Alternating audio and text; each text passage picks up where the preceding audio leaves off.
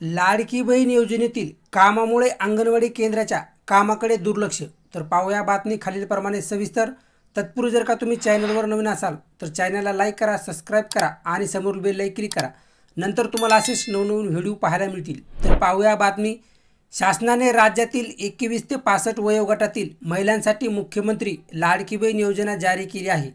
या योजनेसाठी ग्रामीण भाग व शहरी भागातील पात्र महिलांचे अर्ज ऑनलाईन व ऑफलाईन भरण्याची जबाबदारी अंगणवाडी सेविकांवर देण्यात आली आहे.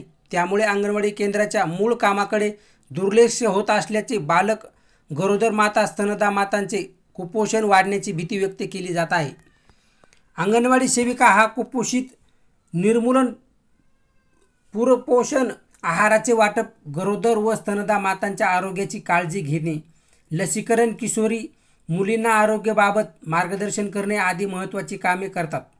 असे असताना शासनाने त्यांना लाडकी बहीण योजनेचे अर्ज भरण्याचे अतिरिक्त काम देऊन त्यांच्या कामात ताण वाढवला आहे.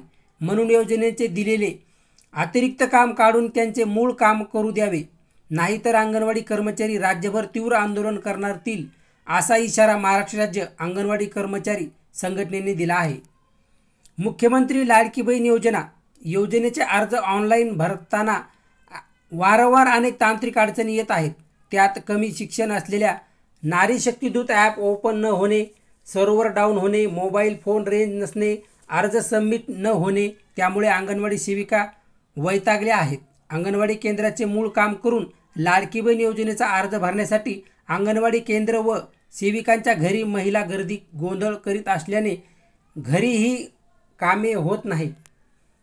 विशेष म्हणजे जेवायलाही वेळ मिळत नाही. त्यामुळे सेविकांना कौटुंबिक व मानसिक त्रास सहन करावा लागत असल्याने अंगणवाडी कर्मचारी यांचा संताप वाढला आहे.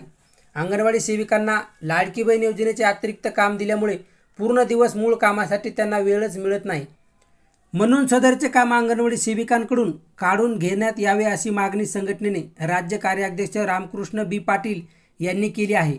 एकीकडे शासन अंगणवाडी कर्मचाऱ्यांना अत्यल्प मानधन देत असल्याचे मानधनवाढीसही अनेक मागण्या प्रलंबित आहेत. त्यांच्यावर निर्णय घ्यायला शासनाकडून कोणतीही हालचाल होत नाही. त्यांच्यासाठी महिला कर्मचाऱ्यांना वारंवार आंदोलने करावी लागतात. महागाई आकाशाला भिडली आहे तरी शासन अंगणवाडी कर्मचाऱ्यांना मानधनवाढ देण्याबाबत निर्णय घेत नाही. अन्यथा आंदोलनाशिवाय पर्याय नाही.